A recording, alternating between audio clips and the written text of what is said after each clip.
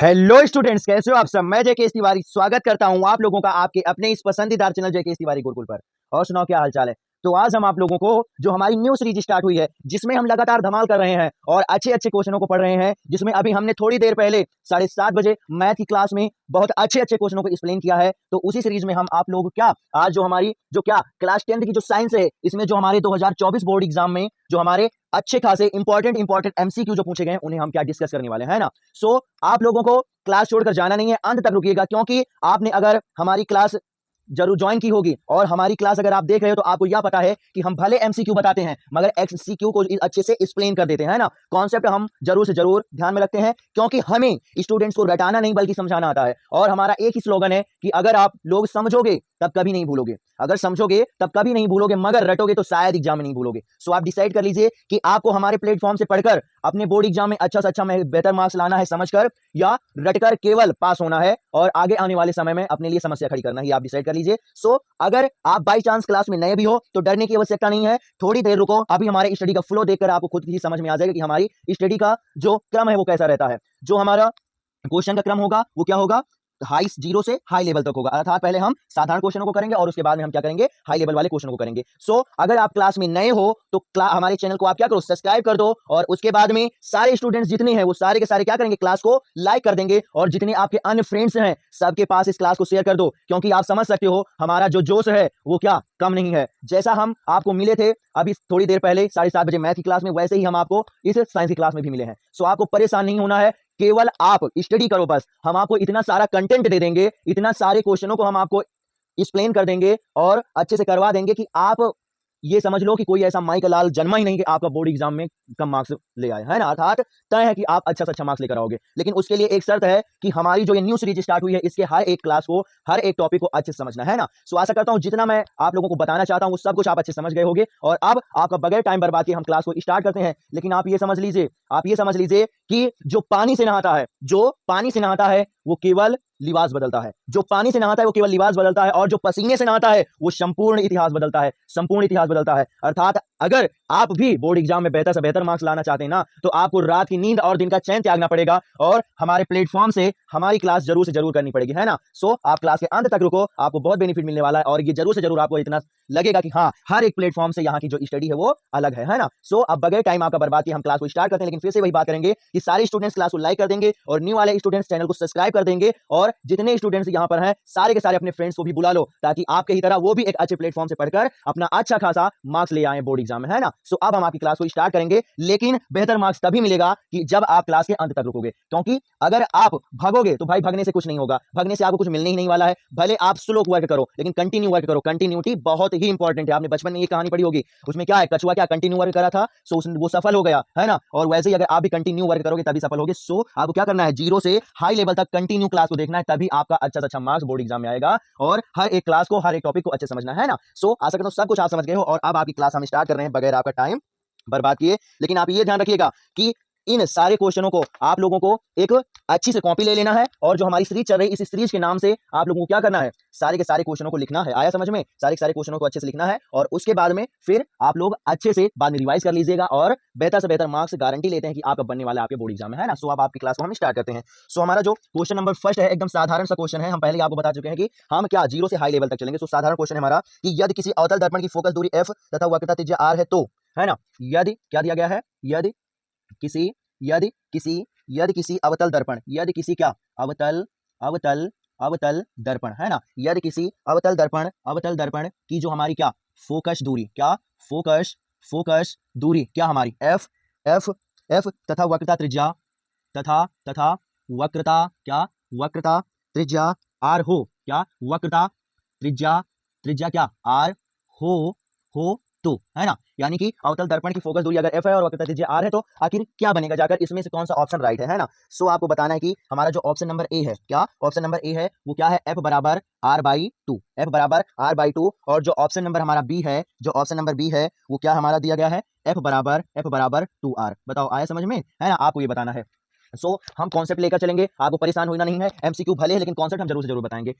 इसका एक क्या यही सूत्र ही होता है। यहाँ पर क्या दिया गया, अवतल दर्पण दिया गया है ना। यहाँ पर अवतल दर्पण दिया जाए या उत्तल दर्पण दिया जाए या ओनली वन केवल आपको दर्पण दिया जाए, है ना, उसके लिए क्या होता है, दर्पण के लिए वक्रता त्रिज्या और जो उसकी फोकस दूरी होती है उसमें क्या होता है, एक संबंध होता है, अर्थात उसका एक सूत्र होता है।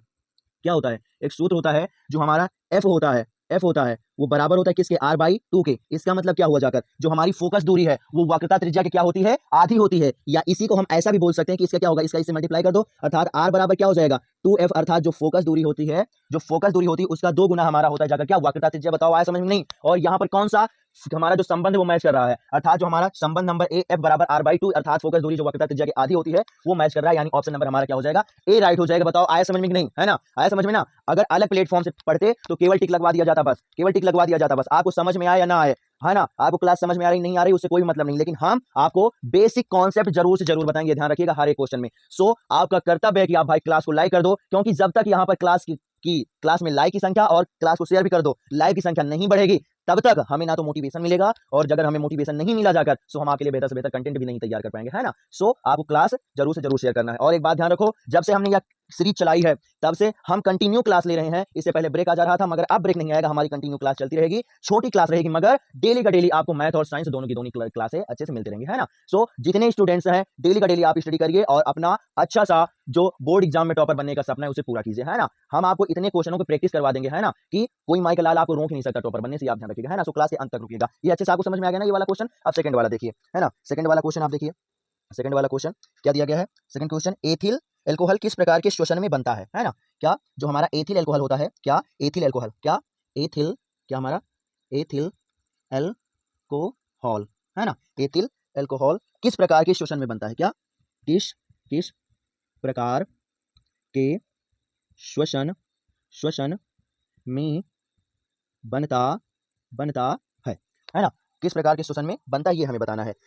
जो हमारा जो ऑप्शन है वो क्या है, पहला अवायवीय श्वसन है, क्या अवायवीय श्वसन, है ना, क्या अवायवीय श्वसन। और जो हमारा ऑप्शन नंबर बी है वो क्या है, वायवीय श्वसन, क्या वायवीय, क्या वायवीय, क्या हमारा वायवीय श्वसन, है ना, वायवीय श्वसन। है समझ में। अब आप समझिए ये जो हमारा क्वेश्चन है, ये जो हमारा क्वेश्चन है वो ये क्वेश्चन है हमारा जाकर, हाँ, जब आप श्वसन पढ़ोगे, है ना, जब आप श्वसन पढ़ोगे अर्थात जैव प्रक्रम यानी क्वेश्चन नंबर हमारा चैप्टर नंबर जो हमारा 5 है, हमारे सिलेबस का जो चैप्टर नंबर 5 है उसमें जैव प्रक्रम में जब आप श्वसन प्रक्रिया पढ़ोगे, मानव में श्वसन प्रक्रिया, तब आपको बताया जाएगा। तो जो श्वसन के प्रकार होते हैं वो 2 प्रकार होते हैं, एक होता है अवायवीय श्वसन और दूसरा होता है क्या, वायवीय श्वसन। जो अवायवीय श्वसन है इसमें क्या होता है, ऑक्सीजन की उपस्थिति नहीं होती है, और जो हमारा वायवीय श्वसन होता है इसमें क्या होती है, ऑक्सीजन की उपस्थिति होती है ना। और जो हमारा एथिल एल्कोहल होता है, जो एथिल एल्कोहल होता है वो क्या होता है, अवायवीय श्वसन में बनता है। एथिल एल्कोहल जो होता है वो क्या होता है, अवायवीय श्वसन में बनता है। बताओ आया समझ में नहीं, अर्थात क्या हो जाएगा हमारा ऑप्शन नंबर ए हो जाएगा। बताओ आया समझ में नहीं, है ना। एथिल एल्कोहल, अर्थात एल्कोहल का मतलब क्या होता है, शराब से। एल्कोहल का मतलब क्या होता है, शराब से। अगर एल्कोहल आएगा तो आप ये समझ लो शराब अर्थात नशीला पदार्थ, है ना। ये क्या है, एक प्रकार का नशीला पदार्थ है। अब मान के चलो ये कि ये कब बनेगा जाकर, जब आपको क्या चक्कर आ रहा है ना, जब आपको चक्कर आ रहा है। और चक्कर जब आएगा तो आप अच्छे प्रकार से क्या करोगे, सांस तो ले नहीं पाओगे, है ना। जब आपको मतलब आपको चक्कर वगैरह आ रहा है तो आपकी जो सांस होती है वो परफेक्ट फॉर्म में नहीं चलती है। वही बताया जा रहा है कि जो एथिल एल्कोहल होगा अर्थात जो नशीला पदार्थ होता है ये क्या होता है, अवायवीय श्वसन में बनता है, अर्थात एक ऐसा श्वसन जहां पर ऑक्सीजन की उपस्थिति मतलब होती है, नॉर्मली होती है लेकिन बहुत अच्छे लेवल की नहीं होती। बताओ आया समझ में नहीं, है ना, अर्थात ऑप्शन नंबर क्या हो जाएगा हमारा, ए राइट हो जाएगा। बताओ आया समझ में नहीं। और उसके बाद में क्या, नेक्स्ट क्वेश्चन हमारा क्या है, आरबीसी का पूरा नाम क्या है। एक बात ये ध्यान रखो, हम आपका फिजिक्स केमिस्ट्री बायो सब में से क्वेश्चन लेकर आए हैं, आपको अंत तक क्लास को देखना है। और जो लास्ट वाला क्वेश्चन है ना वो बहुत ही हाई लेवल का है, और इन क्वेश्चनों में हम जितने क्वेश्चनों पर इंपॉर्टेंट लिखे दे रहे हैं ना वो तो आप सीरियस करके याद कर लीजिएगा, क्योंकि वो क्वेश्चन आपके हूबहू आपको बोर्ड एग्जाम में मिल जाएंगे, आप ध्यान रखिएगा, है ना। क्या दिया गया है, क्या बताया गया है कि आरबीसी का पूरा नाम क्या है, क्या आरबीसी का पूरा आरबीसी का पूरा नाम क्या है ना। यानी जो हमारा आरबीसी है उसका जो फुल नेम है वो क्या है, आरबीसी जो है उसका जो फुल नेम है वो क्या है। ऑप्शन नंबर जो ए है हमारा जो ऑप्शन नंबर ए है वो क्या है, लाल रक्त कणिकाएं, क्या लाल रक्त क्या कणिकाएं, है ना, लाल रक्त कणिकाएं। और जो हमारा ऑप्शन नंबर बी है वो क्या है, श्वेत रक्त कणिकाएं, क्या श्वेत रक्त कणिकाएं, है ना, कणिकाएं, है ना, श्वेत रक्त कणिकाएं। और एक बात मैं आपको बता दूं, जितने क्वेश्चन का उत्तर आपको पता है उतने सारे क्वेश्चनों का उत्तर आप कमेंट बॉक्स में कीजिए, ताकि यह हमें पता चले कि आखिर कितने क्वेश्चन है जो हमारे स्टूडेंट्स को आ रहा है ना। आप समझिए क्या यहाँ पर बोला गया, आरबीसी का पूरा नाम क्या है ना। तो आरबीसी का अगर हम फुल फॉर्म की बात करें तो इसे क्या बोला जाता है, रेड ब्लड सेल्स आर से क्या हो जाएगा रेड, बी से हो जाएगा ब्लड और उसके बाद में सी से हो जाएगा क्या सेल्स। अर्थात रेड ब्लड सेल्स, यानी रेड मतलब लाल और क्या होता है ब्लड मतलब रक्त और सेल्स मतलब कणिकाएं। अर्थात हमारा जो इसका हिंदी में नाम बनेगा जो क्या बनेगा जाकर लाल रक्त कणिकाएं, ये हिंदी में है। और अगर इंग्लिश में दिया जाए तो क्या हो जाएगा रेड ब्लड सेल्स, है ना, रेड ब्लड सेल्स हो जाएगा। अर्थात ऑप्शन नंबर हमारा क्या हो जाएगा राइट हो जाएगा। और बाई चांस यहाँ पर आरबीसी दिया गया है ना, डब्ल्यूबीसी दिया जाए, है ना, अगर यहाँ पर क्या हो डब्ल्यूबीसी दे दिया जाए, आरबीसी ना दिया जाए डब्ल्यूबीसी दे दिया जाए, तब क्या हो जाएगा डब्ल्यू मतलब डब्ल्यूबीसी अर्थात व्हाइट ब्लड सेल्स यानी श्वेत रक्त कणिकाएं, तब क्या हो जाएगा हमारा श्वेत रक्त कणिकाएं हो जाएंगी। आया समझ में। अर्थात जब डब्ल्यू वी सी की बात की जाएगी तो आप इसे लगाओगे श्वेत ब्लड सेल्स, सॉरी हाँ व्हाइट ब्लड सेल्स यानी श्वेत रक्त कणिकाएं, और अगर आरबीसी बोला जाएगा तो आप इसे टिक लगाओगे रेड ब्लड सेल्स अर्थात लाल रक्त कणिकाएं। बताओ आया समझ में नहीं आ गया ना अच्छे समझ में, हर एक टॉपिक आपको अच्छे समझ में आ गया ना। और उसके बाद इसका आप स्क्रीनशॉट ले लो, उसके बाद हम इसे रिड्यूस भी कर रहे हैं, है ना। सो और एक बात बता रहे हैं भाई, आप समझ सकते हो कि क्वेश्चनों का लेवल कैसा है। जो क्वेश्चन मैं आप लोगों के लिए लेकर आया हूं वो सारे के सारे क्वेश्चन हमारे चुनिंदे क्वेश्चन है ना। सो आप क्वेश्चन का लेवल समझ सकते हो और ये आप डिसाइड कर लीजिए कि आपको अंत तक क्लास देखकर अच्छा से अच्छा मार्क्स लेकर आना है कि केवल भटकना है और टाइम बर्बाद करना है ना। सो आप लोग भाई टाइम मत बर्बाद करो। उसके बाद में जो हमारा नेक्स्ट वाला क्वेश्चन है, जो हमारा नेक्स्ट क्वेश्चन है वो क्या दिया गया है, 2 मीटर फोकस दूरी वाले उत्तल लेंस की क्षमता होगी, है ना। क्या दिया गया है 2 मीटर, है ना, 2 मीटर फोकस, क्या 2 मीटर फोकस दूरी वाले, है ना, 2 मीटर फोकस दूरी वाले उत्तल लेंस, क्या उत्तल, है ना, क्या उत्तल लेंस की क्या क्षमता अर्थात पावर होगी, क्या होगी, है ना, क्या होगी ये हमें बताना है। 2 मीटर फोकस दूरी वाले उत्तल लेंस की क्षमता होगी, क्या होगी ये हमें बताना है ना। सो ऑप्शन नंबर जो हमारा ए है वो दिया गया है क्या, वो दिया गया है माइनस का 0.5 डायोप्टर, है ना, माइनस का 0.5 डायोप्टर। और जो हमारा बी है वो दिया गया है क्या प्लस का 0.5 डायोप्टर। आया समझ में, ये दिया गया है। अब आप समझिए जो हमारा जो लेंस की जो क्षमता निकालने का जो सूत्र होता है, क्षमता मतलब पावर, और उसका जो सूत्र होता है वो होता है क्या हमारा, सूत्र की बात करें पहले, है ना, कॉन्सेप्ट समझो इस क्वेश्चन का। सूत्र की बात करें तो हमारा जो पावर अर्थात जो पी होता है, जो हमारा पी होता है वो बराबर होता है क्या 1/f के, क्या 1/f के होता है जाकर, है ना, 1/f के होता है। अब f क्या है हमारी फोकस दूरी है ना, f क्या है हमारी फोकस दूरी है। और यहाँ पर भी ध्यान दो इस समय जो f होगी वो क्या होगी हमारी मीटर में होगी जाकर, f क्या होगी मीटर में होगी जाकर। और यदि हमारा जो f है वो क्या सेंटीमीटर में है तो आपको p बराबर क्या करना पड़ेगा 100/f करना पड़ेगा। इस समय जो f होगा वो हमारा क्या होगा सेंटीमीटर में होगा। आया समझ में, दो सूत्र होते हैं, सेंटीमीटर में ये वाला अप्लाई करना है, मीटर वाला में ये अप्लाई करना है। तो यहाँ पर क्या मीटर दिया गया ना, तो हम क्या करेंगे इसका अप्लाई करेंगे। सो हमारा जो p होगा वो बराबर हो जाएगा क्या 1 में कितना 2 दिया गया तो 2 हो जाएगा, और इसे आप डिवाइड करोगे, है ना, इसे जब डिवाइड करोगे तो कितना आएगा हमारा, कितना आएगा जाकर हमारा वो आ जाएगा क्या हमारा 0.5, है ना।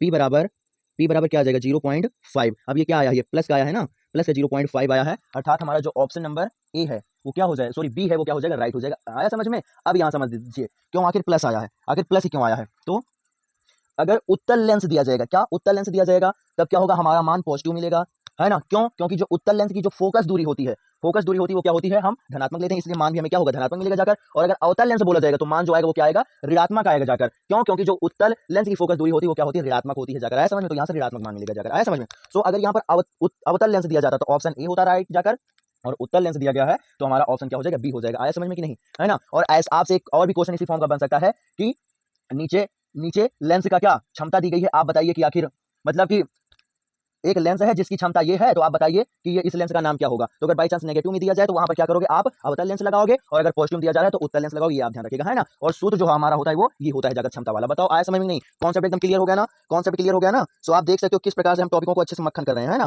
किस प्रकार से हम अच्छे टॉपिकों को मक्खन कर रहे हैं। उसके बाद में अब हम आ गए क्या केमिस्ट्री में हम आ गए हैं। क्या दिया गया है ग्लूकोज में ऑक्सीजन के कितने परमाणु होते हैं, है ना। आपको बताना है कि जो हमारा ग्लूकोज है, क्या ग्लूकोज, है ना, ग्लूकोज में क्या हमारा ऑक्सीजन, क्या ऑक्सीजन, है ना, ऑक्सीजन के कितने परमाणु होते हैं, के कितने परमाणु होते हैं, क्या कितने परमाणु होते हैं। आया समझ में, कितने परमाणु होते हैं ये हमें बताना है। बताओ आया समझ में कि नहीं, है ना, कितने परमाणु होते हैं ये हमें बताना है। जो हमारा ग्लूकोज है, ग्लूकोज में ऑक्सीजन कितने परमाणु होते हैं। सो जो ऑप्शन नंबर ए है वो हमारा 6 है, और ऑप्शन नंबर जो बी है वो हमारा कितना है 12 है। क्या है 12 है। अब आप समझिए, क्या आपको ग्लूकोज का फार्मूला पता है, ग्लूकोज का फार्मूला पता है, नहीं पता तो फिर आप मतलब निकाल नहीं पाओगे। सो इसके लिए क्या पहला नंबर आपको क्या ग्लूकोज का फार्मूला पता होना चाहिए, तो यहाँ पर हम लिख रहे हैं, है ना। ग्लूकोज का जो अणुसूत्र होता है ना, जो अणुसूत्र होता है उसका क्या, ग्लूकोज के अगर अणुसूत्र की बात करें, है ना, अणुसूत्र की बात करें किसके, ग्लूकोज की, क्या ग्लूकोज, है ना, ग्लूकोज। आया समझ में? अगर हम ग्लूकोज के अणुसूत्र की बात करें, ग्लूकोज के अगर अणुसूत्र की बात करें तो वो जो होता है जाकर वो हमारा होता है C6H12O6। क्या? C6H12O6, C6H12O6। अब इसका मतलब आप समझिए, इसका मतलब आखिर क्या हुआ? यहाँ पर देखिए C6H12O6 अर्थात कार्बन 6 है, कार्बन 6 है, हाइड्रोजन 12 और ऑक्सीजन क्या है हमारा 6 है। यानी कि कार्बन परमाणु की संख्या की बात की जाए तो कितना होगा? 6 होगा।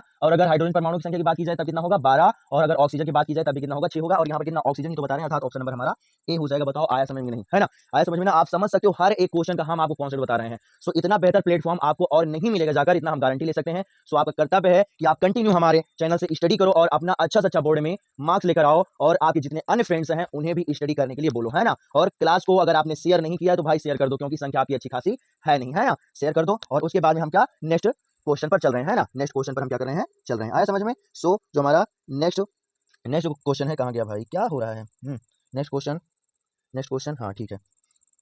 नेक्स्ट क्वेश्चन क्या दिया गया है कि आहार नाल की सी आकार की जो संरचना है उसे क्या बोलते हैं, है ना? यानी क्या हो जाएगा हमारा? क्या हो जाएगा? आहार नाल, क्या? आहार नाल, है ना? आहार नाल, आहार नाल की, आहार नाल की, आहार नाल की सी आकार, है ना? क्या? सी आकार, सी के आकार, आकार की संरचना, की संरचना, संरचना है, संरचना है। यानी कि क्या है संरचना? जो हमारी आहार नाल में सी आकार की संरचना होती है उसका नाम क्या है, ये हमें बताना है ना? सो ऑप्शन नंबर जो हमारा ए है वो क्या है? ग्रास, ग्रास नली। क्या? सॉरी, ग्रास नली नहीं, ग्रसनी है। क्या? ग्रसनी। क्या? ग्रसनी। सॉरी, क्यों रॉन्ग हो रहा है भाई? क्या दिया गया है? ग्रसनी, है ना? और उसके बाद में जो हमारा बी ऑप्शन है वो क्या दिया गया है? ग्रहणी। क्या? ग्रहणी, है ना? आया समझ में? क्या दिया गया है? ग्रहणी दिया गया है। ऑप्शन नंबर जो बी है वो हमारा क्या है? ग्रहणी, है ना? आया समझ में? सो आप समझो, ग्रास, ग्रसनी का मतलब हुआ जिससे हम सांस लेते हैं, है ना?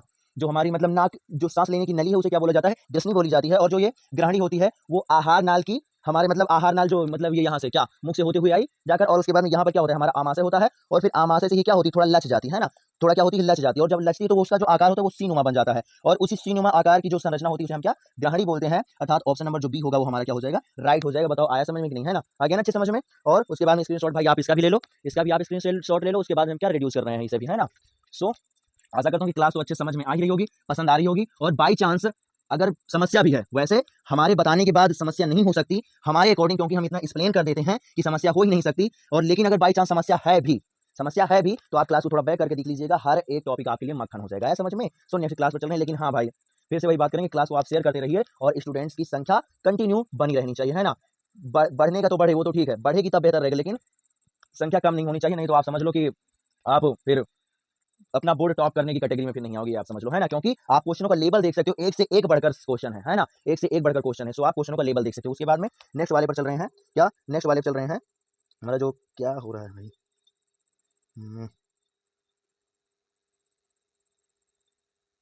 नेक्स्ट क्वेश्चन कहाँ गया भाई? ये आ गया, है ना? नेक्स्ट क्वेश्चन क्या बताया गया है? समझो क्या बताया गया है कि बेकिंग पाउडर का अणुसूत्र क्या है? क्या? बेकिंग, क्या? बेकिंग, बेकिंग, है ना?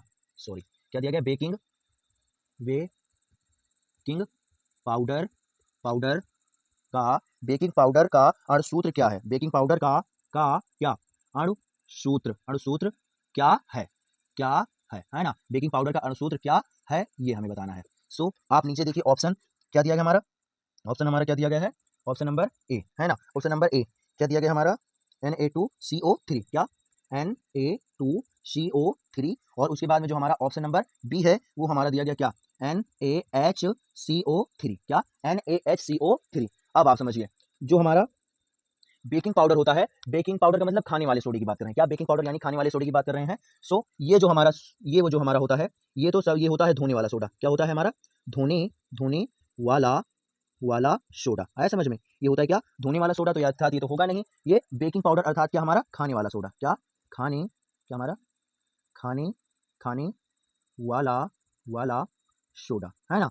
और अगर रासायनिक सूत्र की, रासायनिक नाम की बात करें तो इसे बोलते हैं क्या? Sodium bicarbonate. और इसे क्या बोला जाता है? Sodium carbonate. अर्थात खाने वाला सोडा यानी बेकिंग पाउडर। अर्थात हमारा जो ऑप्शन नंबर बी है वो क्या हो जाएगा? राइट हो जाएगा। बताओ आया समझ में? नहीं आ गया ना अच्छे समझ में? उसके बाद में नेक्स्ट क्वेश्चन को देखिए, है ना? नेक्स्ट क्वेश्चन को देखिए क्या दिया गया है? कार्बनिक यौगिकों में तत्वों के बीच कैसा बंध होता है? क्या?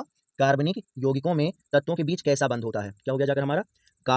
कार्बनिक, है ना, क्या दिया गया है, कार्बनिक, क्या हमारा, कार्बनिक यौगिकों यौगिकों में तत्वों तत्वों के बीच कैसा बंध होता है, क्या, कैसा कैसा बंध होता है ना, कैसा बंध होता है ये हमें बताना है। कार्बनिक यौगिकों में तत्वों के बीच कैसा बंध होता है। सो जो हमारा ऑप्शन नंबर ए है वो है क्या, ऑप्शन नंबर ए, वो क्या है हमारा, सहसंयोजक बंध, क्या, सहसंयोजक बंध, क्या, सहसंयोजक, है ना, सहसंयोजक बंध बंध। और उसके बाद में जो हमारा ऑप्शन नंबर बी है वो दिया गया क्या, आयनिक बंध, क्या, आयनिक बंध, क्या, आयनिक आयनिक बंध, है ना, क्या हमारा हो गया, आयनिक बंध। आया समझ में।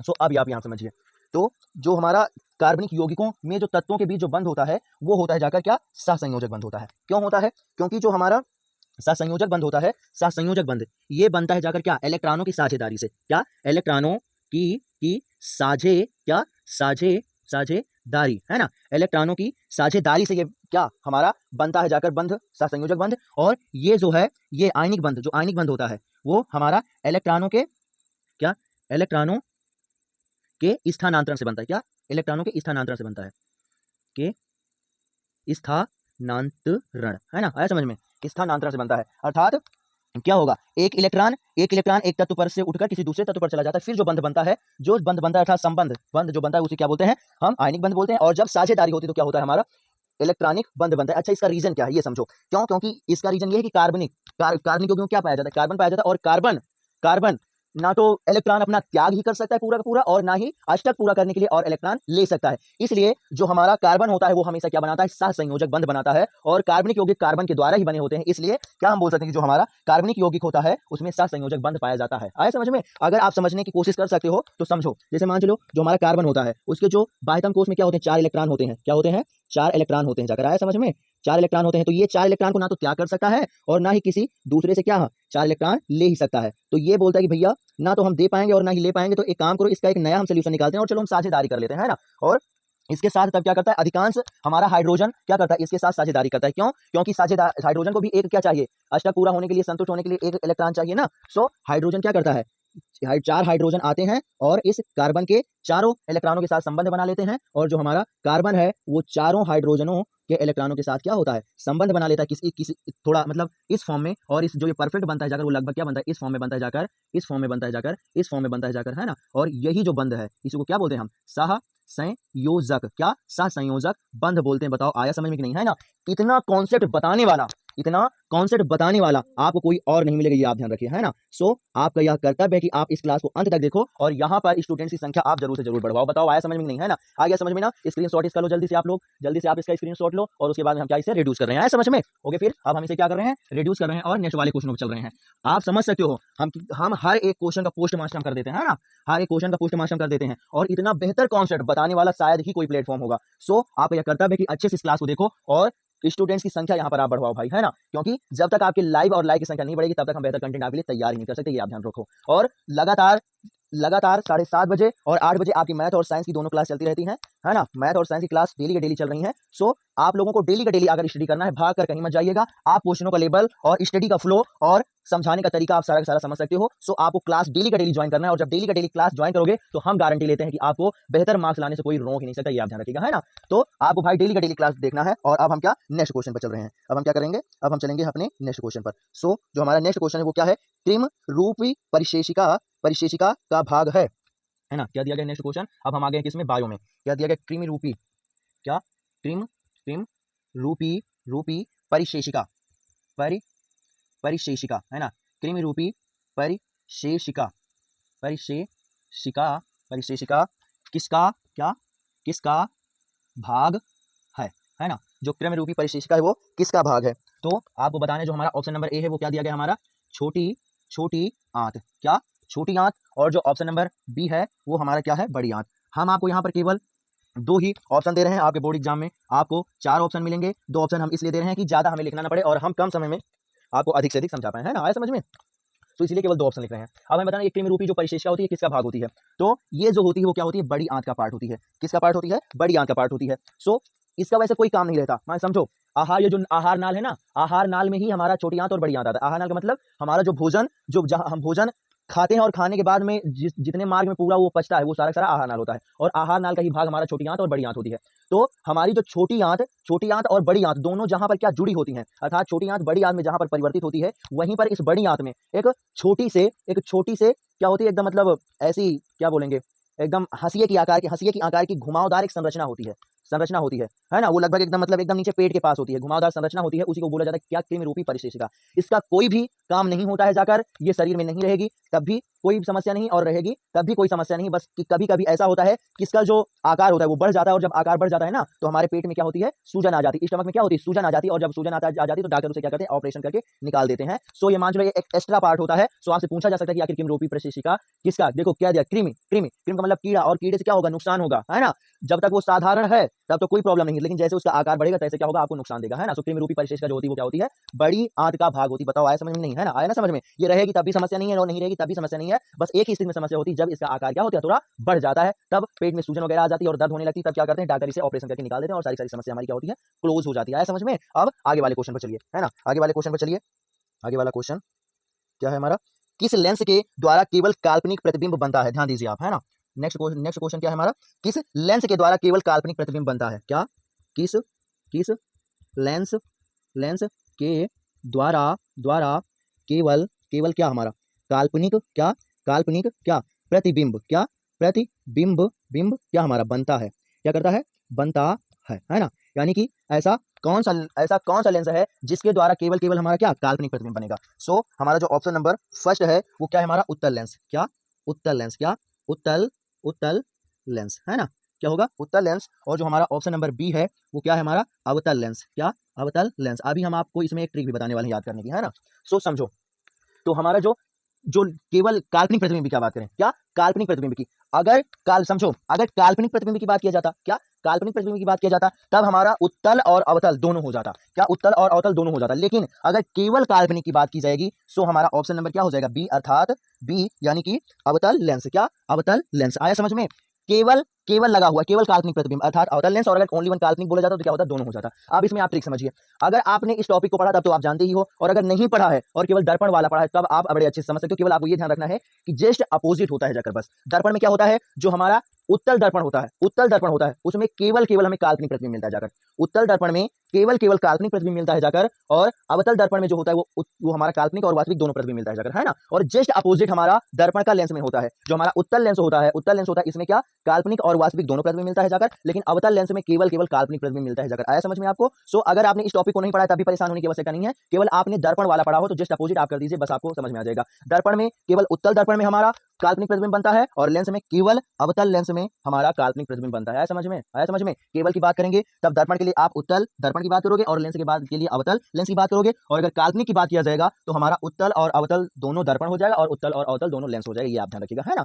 आया समझ में? आया समझ में? और केवल अगर वास्तविक की बात करेंगे, केवल वास्तविक प्रतिबिंब की बात किया जाए तो लेंस में आप क्या करोगे, उत्तल लेंस बताओगे, और जो हमारा दर्पण होता है, दर्पण में आप क्या, हमारा अवतल दर्पण बताओगे। बताओ आया समझ में? नहीं, कॉन्सेप्ट समझ में आ गया ना आपको? अब इसके बाद में नेक्स्ट वाले क्वेश्चन पर चलिए, है ना? क्या करेंगे हम, नेक्स्ट वाले क्वेश्चन पर चलेंगे। इसके बाद में फिर हम चलेंगे कहाँ पर, नेक्स्ट वाले क्वेश्चन पर। क्या हो जाता है भाई ये नेक्स्ट वाला क्वेश्चन, क्या क्या है भाई, क्या दिया गया है, किस लेंस के द्वारा काल्पनिक प्रतिबिंब बनता है?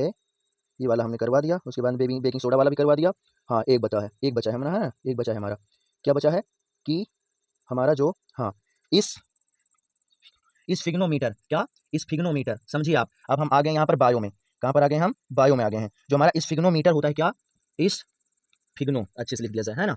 क्या, इस फिग्नो फिग्नो फिग्नोमीटर, है ना? फिग्नोमीटर क्या मापता है, फिग्नोमीटर क्या मापता मापता है मापता है ना? यानी स्फिग्नोमीटर से आखिर मापा क्या जाता है, ये हमें बताना है। सो जो ऑप्शन नंबर ए है वो हमारा क्या है, रुधिर। क्या, रुधिर दाब।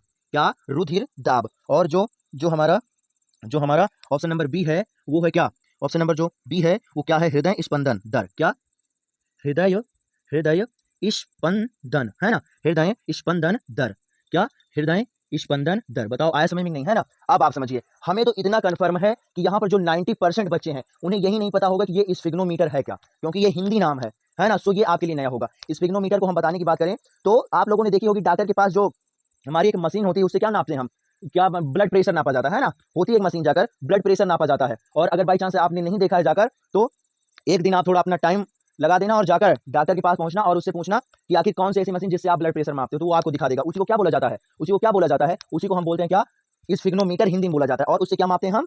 क्या मापते हैं हम? Blood pressure. ब्लड प्रेशर, और ब्लड का मतलब रक्त अर्थात रुधिर, और प्रेशर मतलब दाब अर्थात स्फिग्नोमीटर। स्फिग्नोमीटर अर्थात ब्लड प्रेशर मशीन। स्फिग्नोमीटर को इंग्लिश में क्या बोलते हैं? ब्लड प्रेशर मशीन, अर्थात ब्लड प्रेशर को मापने वाली मशीन। तो उससे क्या मापा जाता है? रुधिर दाब अर्थात ब्लड प्रेशर को मापा जाता है स्फिग्नोमीटर। और जो हृदय स्पंदन की दर है वो आला आपने देखा होगा ना, जो वो डॉक्टर, हमारा डॉक्टर क्या करते हैं, कान से लगाकर वो उसमें थोड़ा मतलब गोल गोल आगे रहता है ना, गोलाकार रहता है, फिर उसे क्या करते हैं, हृदय पर रखते हैं, है ना? हृदय पर रखते हैं, तो उसे बोला जाता है आला। उसे क्या बोलते हैं? आला। तो आला से क्या मापा जाता है? हृदय स्पंदन की दर। हृदय स्पंदन की दर मतलब हृदय हृदय का जो धड़कने का, जो हृदय के धड़कने की दर है, अर्थात हृदय 1 मिनट में कितनी बार धड़क रहा है, उसकी जो संख्या मापी जाती है, मतलब उसे जो मापा जाता है उसे आला के द्वारा मापा जाता है। और रुधिर दाब अर्थात ब्लड प्रेशर को ब्लड प्रेशर मापने वाली मशीन अर्थात स्फिग्नोमीटर से मापा जाता है। और अगर स्वस्थ मनुष्य में हृदय स्पंदन की दर की बात करें तो वो क्या होती है? 72। क्या होती है? 72 बार। 72 बार। इसका मतलब क्या हुआ? इसका मतलब क्या हुआ कि जो हमारा स्वस्थ मनुष्य अर्थात हेल्थ उसका अच्छा है, बीमार नहीं है, तो उसका जो हृदय होता है वो 1 मिनट में 72 बार धड़कता है। बताओ आया समझ में नहीं? तो आशा करता हूं जितना मैंने आपको अभी तक बताया है, वो सब कुछ आपको अच्छे समझ में आया है। इसका भी आप क्या करो, स्क्रीनशॉट ले लो। है ना? तो आशा करता हूं सब कुछ आपको अच्छे समझ में आ गया है। और यदि आपको क्लास पसंद आई है तो प्लीज आप क्लास को लाइक कर दीजिए। और अगर चैनल को सब्सक्राइब नहीं किया है तो अभी आप क्या करो, तुरंत चैनल को सब्सक्राइब करो, क्योंकि यहाँ पर जो कुछ पढ़ाया जाता है वो इसी फॉर्म में पढ़ाया जाता है और अच्छे से समझाकर पढ़ाया जाता है। हमें रटाना नहीं आता बच्चों को, हमें सिखाना आता है। तो आशा करता हूं आप अच्छे से, हमने जितना भी आपको बताया सब कुछ आप अच्छे समझ गए होंगे। और आज की क्लास आपकी यहीं तक रहेगी और फिर आपको मिलेंगे हम कल इसी समय इन्हीं विषयों की क्लास के साथ। और एक बात ये ध्यान रखिए कि लगातार हमारे जो ये प्लेटफॉर्म है, यहाँ पर आपकी मैथ और साइंस की क्लास चल रही है। जिस समय आपको क्या इसमें पढ़ाया जाता है, वही इंपॉर्टेंट क्वेश्चनों को पढ़ाया जाता है, क्योंकि आप सबको पता है कि क्या हमारे पास टाइम कम बचा हुआ है और इस समय हमें जी जान से केवल उन्हीं टॉपिकों को पढ़ना चाहिए जो अधिक चांस है आने की, है ना? सो आपको इंपॉर्टेंट क्वेश्चनों को पढ़ाया जा रहा है। कल हम आपको कुछ अलग टॉपिक, चाहे वो हमारा उत्तरी प्रश्न हो, मतलब लघु उत्तरी हो, दीर्घ उत्तरी हो, कोई भी हो, कोई एक नया टॉपिक लेकर मिलेंगे इंपॉर्टेंट के साथ, है ना? स्वागत करता हूं कि अच्छे से आपको समझ में आ गया है। और क्लास खत्म होने के बाद आप तुरंत कमेंट करके बताओगे कि आखिर हमारे पढ़ाने का जो तरीका है वो आपको कैसा लगा, आपको हमारे पढ़ाने का तरीका पसंद आया कि नहीं, जो हमने आपको बताया वो सारा आपको पसंद आया कि नहीं आया। आपको कमेंट जरूर से जरूर करना है ना। और आप सभी लोग से हम रिक्वेस्ट करते हैं कि कॉपी बना लो और उसमें सारे क्वेश्चनों को आप नोट करते रहो, है ना? सारे क्वेश्चनों को आप नोट करते रहो और कंटिन्यू क्लास को लेते रहो। हम गारंटी लेते हैं आपकी मार्क्स आपका गड़बड़ ही नहीं हो सकता, है ना? और एक बात ये ध्यान रखो कि आपको डेली का डेली कोशिश करते रहना है कि हाँ, आपके जितने भी फ्रेंड्स हैं सारे के सारे आपके स्टडी आकर आपके साथ करें, है ना? सो आशा करता हूं सब कुछ आप समझ गए होंगे और फिर आपकी क्लास यहीं तक रहेगी और आपको हम मिलेंगे कल, है ना? कल मिलेंगे इन्हीं विषयों के साथ। ओके, फिर बाय बाय बच्चों, चल रहे हैं। लेकिन अगर आपने क्लास को लाइक नहीं किया है और चैनल को सब्सक्राइब नहीं किया है तो चैनल को सब्सक्राइब कर लो और लाइक कर दो। जितने आपके फ्रेंड्स आज आ गए हैं बहुत अच्छी बात है और कल आपको और अधिक फ्रेंड्स को आपको लेकर आना है हमारे प्लेटफॉर्म पर, है ना? ओके, फिर बाय बाय स्टूडेंट्स, चल रहे हैं और आपको कल मिलेंगे, है ना? Okay, bye bye students. और एक ध्यान रखिएगा कि आपको कंटिन्यू स्टडी करने के लिए आना है, तभी आपका मार्क्स बेहतर मिलेगा। नहीं तो अगर आप कंटिन्यू पढ़ाई नहीं करोगे सो सारी जिम्मेदारी आपकी होगी जाकर, है ना? आप अगर कंटिन्यू पढ़ाई करते हो तो हम गारंटी लेते हैं आपका मार्क्स गड़बड़ होगा ही नहीं। आया समझ में? So okay, bye bye. और अपने फ्रेंड्स के साथ कल जरूर से जरूर आइएगा, है ना? Bye bye students.